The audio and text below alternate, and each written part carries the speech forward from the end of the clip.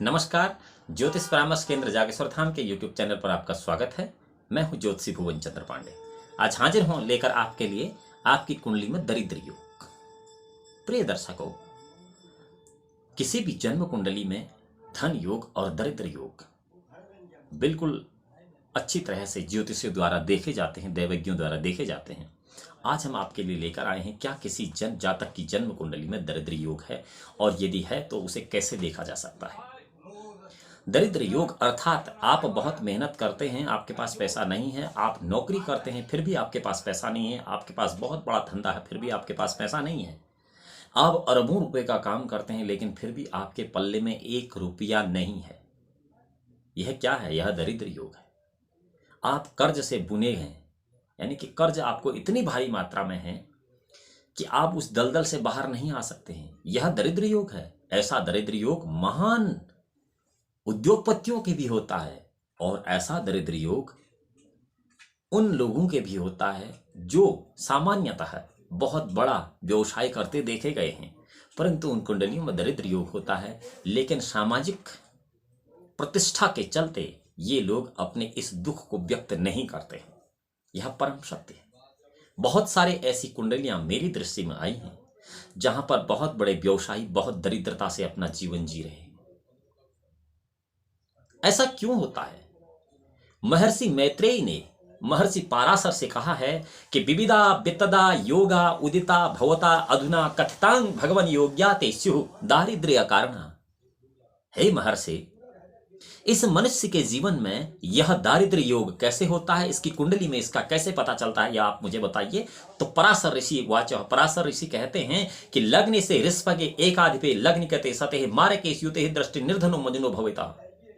लग्न के रिपुगे लग्न के रिपु आप ही मारकेश युते दृष्टि जातः साधने निर्धनो भवितः। लग्नेद केतुनांग युक्त हो लग्ने से निधनं गते मारकेश युते दृष्टि जाते हुए निर्धनो भवितः। षष्ठा व्ययगतो दृष्टि जातु निर्धनो भवितः। षष्ठा व्ययगते लग्ने से पाप संयुते है वित्त अरे बरभिगे नीच राजवंशोपि निर्धनः। अर्थात लग्ने से ऋषभगे ऋषभाधिपे लग्न गते सते मार्केश युते दृष्टि निर्धनो मनुजो भविता। अर्थात लग्नेश व्यय भाव में है और व्ययेश लग्न भाव में है।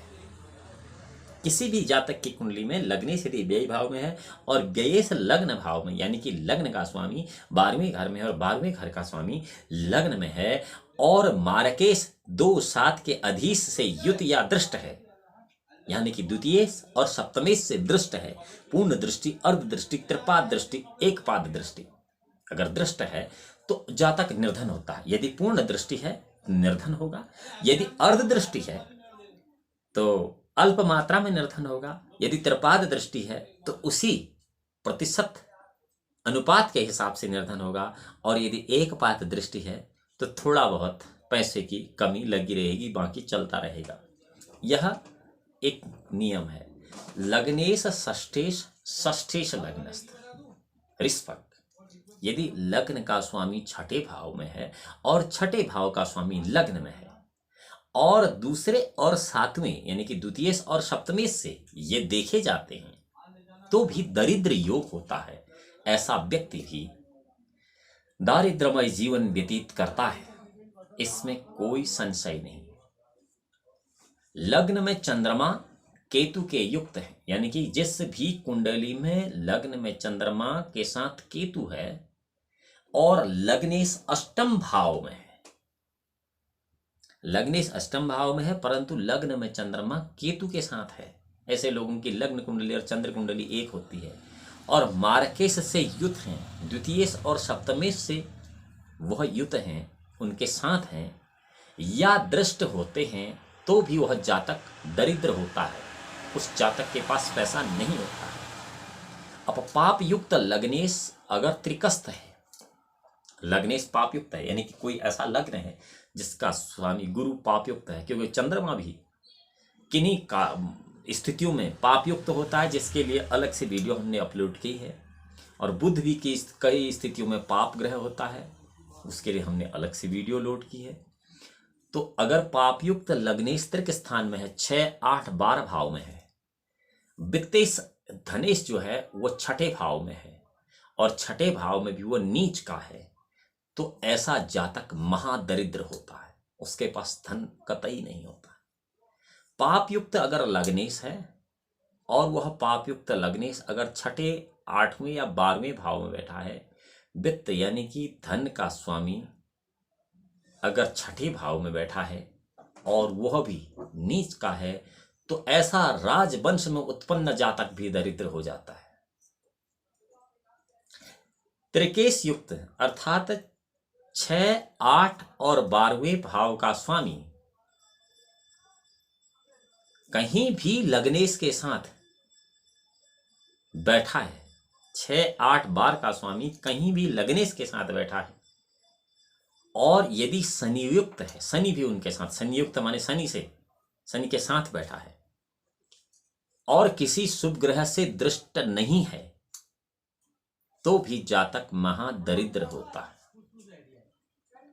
पंचमे षष्ठस्थ यानी कि 5वां छठे में और छठा 5वें में ग्रह, छठा ग्रह है 5वें भाव में और 5वें भाव का ग्रह छठे भाव में, और द्वितीय और सप्तमी से फिर दृष्ट है, तो जातक दरिद्र होता है। पाप ग्रहे लग्न गते राज्य धर्माधिपो बिना मारकेश योते दृष्टे जातस्या निधनो नर। त्रिकाधिपा यत्र भावे तदिशा त्रिकेश तथा क्रूर छित युताश्च जातो दुखी च निर्धनः। चंद्रकांत्र बना मंशो मारकेश युतो यदि मारक स्थान को वापी निर्धनो जाए तो भवित। अर्थात नवमेश दशमेश के अतिरिक्त पाप ग्रह लग्नस्थ हो, नवमेश और दशमेश अगर पाप ग्रह तो वो उतना घातक नहीं है क्योंकि ये धर्म कर्म के भाव हैं, लेकिन नवमेश और दशमेश के अतिरिक्त अगर कोई पाप ग्रह लग्नस्थ है और उस पर द्वितीय या सप्तमेश की दृष्टि है, तो भी जातक निर्धन होता है। त्रिकेश यानी कि 6, 8, 12 इनका मालिक जिस भाव में बैठा है, यदि वो भी त्रिकेश है, वो छठे में बैठा है, यानी कि त्रिक का मालिक जहां है, ये बड़ी विशेष बात है। त्रिक भाव का स्वामी जहां बैठा है, उसका स्वामी अगर त्रिक भाव में बैठा है, त्रिक भाव का स्वामी जिस भाव में बैठा है उस भाव का भी तो एक स्वामी है। अगर उस भाव का स्वामी त्रिक में उल्टे बैठा है, इसको इंटरकनेक्शन हम कहते हैं, अगर है तो भी जातक अत्यंत निर्धन हो जाता है। अब भावेश क्या है? किसी भी भाव का जो स्वामी है वह भावेश है। 6, 8, 12 का मालिक जहां भी बैठा है, जिस भाव में बैठा है, उसका मालिक यदि 6, 8, 12 में है तो वह महादारिद्र बना देता है। प्रिय दर्शकों, ये तो थे कुंडली में महादरिद्र योग कि इन योगों में कोई भी जातक दरिद्र जीवन व्यतीत करने पर बाध्य होता है, क्योंकि आधान काले कमलोद भवेनं वर्णावली भाल तलांतराले या कल्पिता पश्यन्ति दैव्यताम होरा गमज्ञान विलोचनेन। जन्म के समय में भगवान ब्रह्मा ने आपके ललाट में जो लिख दिया उसको कोई मिटा नहीं सकता, लेकिन इन वैदिक गणना के हिसाब से इन्हीं के अनुरूप इन ग्रहों का निदान करके आप इससे अवश्य छुटकारा पा सकते हैं। अब आपको बता देते, यदि किसी जातक की कुंडली में या आपकी कुंडली में यदि दरिद्र योग है तो आप इस दरिद्र योग को कैसे बदल सकते हैं। आपको इस दरिद्र योग को बदलने के लिए 2 ग्रहों को हमेशा ठीक करना पड़ता है। उसमें होता है पहला मंगल और दूसरा शुक्र। जिस जातक ने, जिस व्यक्ति ने मंगल और शुक्र को ठीक कर लिया, उसे कभी धन की कमी नहीं हो सकती और अपने दरिद्र योग को बदल सकता है। अब इस दरिद्र योग को बदलने के लिए 2 प्रकार के मंत्र हैं, जिन 2 मंत्रों का जाप प्रत्येक जातक को दरिद्र योगों को खत्म करने के लिए अवश्य करना चाहिए, और इन दोनों मंत्रों का उपयोग करने के बाद इनका हवन मार्जन तर्पण भी अवश्य कर लेना चाहिए। बहुत अच्छा सा मंगल का वैदिक मंत्र है, ओम अग्नि मूर्धा दिवा ककुतपति प्रथव्यांग अयम अपाग्वंग रेता ग्वंग क्षिजिन्वति। और उसी प्रकार वैदिक मंत्र शुक्र कायो मन्नाथ परस्तोरसम ब्राह्मणाम वेदपतंग छत्रंग पयंग सोमम प्रजापतिरितेन सत्यमिंद्र विभाग शुक्र मंदस्य इंद्रस्य इंद्रमृदंग पयो मृतंग मधु। इन दोनों मंत्रों का यदि आप यथा संख्या, जितनी उचित संख्या है यथोचित संख्या में जाप करें, उसका दशांश हवन, दशांश मार्जन, दशांश तर्पण करें, तो निसंदेह आपकी जन्म कुंडली का जो दरिद्र योग है वह बदल कर धन योग में परिवर्तित हो जाएगा और आप अपने जीवन को बहुत सुचारू रूप से चला पाएंगे। प्रिय दर्शकों, आज हमने बताया कि जन्म कुंडली में दरिद्र योग और उसका समाधान।